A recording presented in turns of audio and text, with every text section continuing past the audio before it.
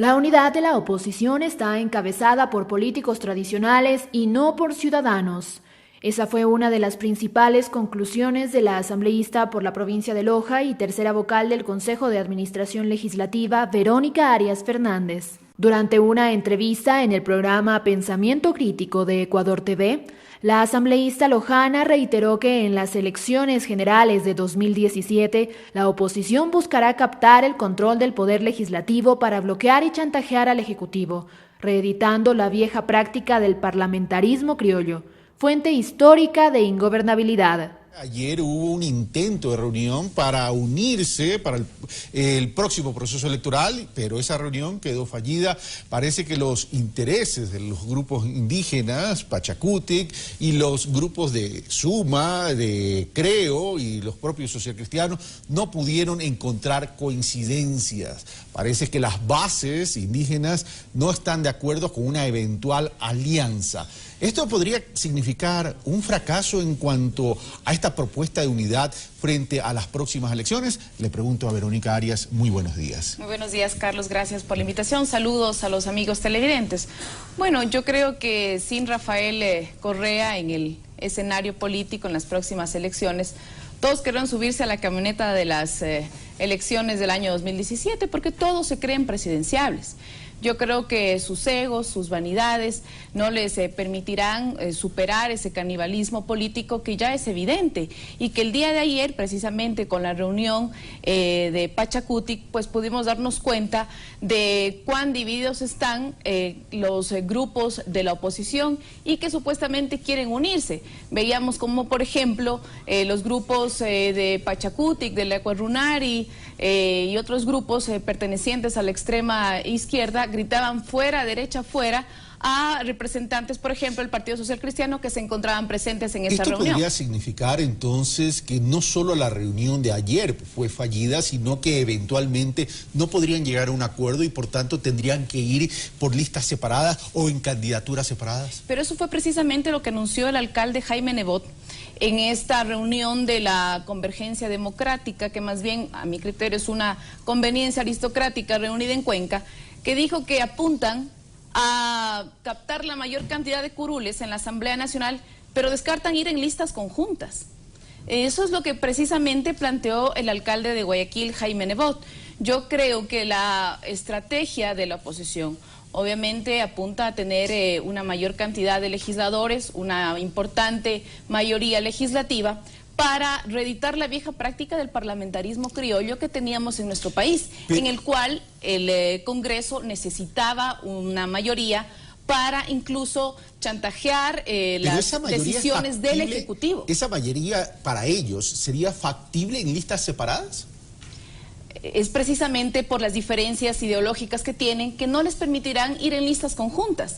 ¿Cómo se pueden poner de acuerdo extremos de izquierda y derecha si no tienen una visión conjunta, por ejemplo, en temas políticos, en temas económicos, en temas sociales? Difícilmente puedan tener una agenda programática en común. Yo veo en la oposición, por ejemplo, una ausencia de un liderazgo nacional que pueda aglutinar estas posiciones, que pueda procesar sus intereses. Veo, por ejemplo, también una ausencia de una agenda programática.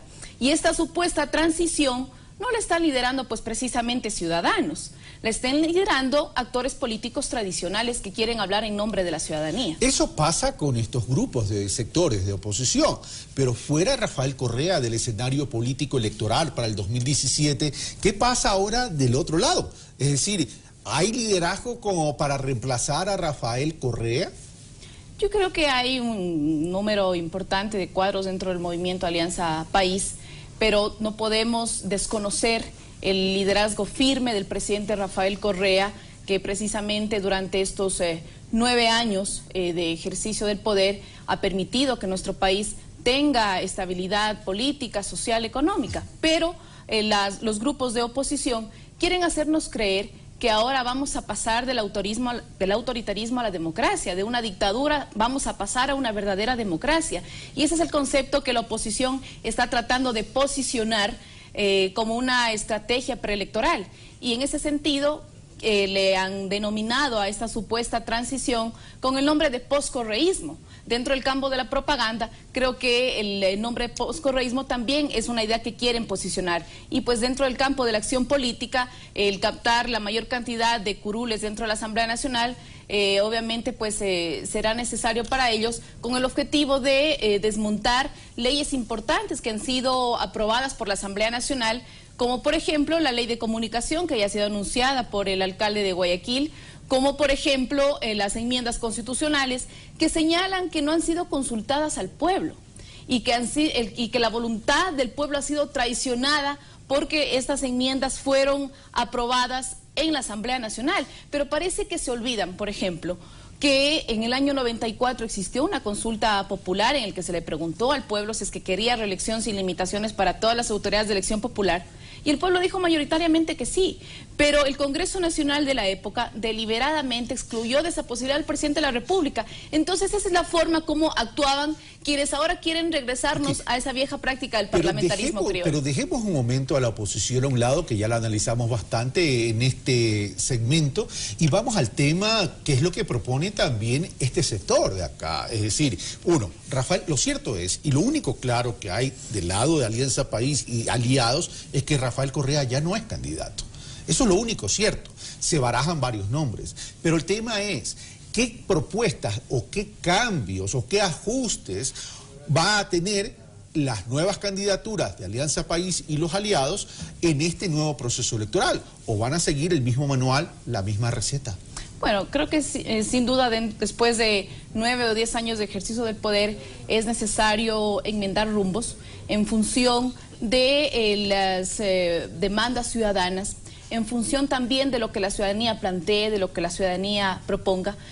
Justamente el diálogo ha sido una práctica, digamos, una práctica fundacional de este proceso denominado la Revolución Ciudadana, y el ciudadano siempre ha estado, pues, digamos, ligado con las decisiones que ha tomado este gobierno, y creo que precisamente en función de esas propuestas de los ciudadanos se podrán enmendar rumbos que siempre serán necesarios para poder sintonizar siempre con los ciudadanos. Y con esta última pregunta termino, una respuesta concreta, así como hemos visto que del otro lado no hay unidad para las listas, para asambleístas. ¿Qué es lo que realmente se quiere jugar en este proceso electoral? Acá en Frente Unidos tenemos Alianza País, tenemos Partido Socialista, tenemos ARE, tenemos otros movimientos y organizaciones.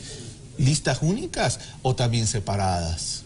Bueno, en el Frente Unidos no nos reúnen, no nos juntan intereses coyunturales ni intereses electorales. No he preguntado eso, he preguntado si listas unidas o listas separadas. Es que no hemos pensado todavía en el tema electoral.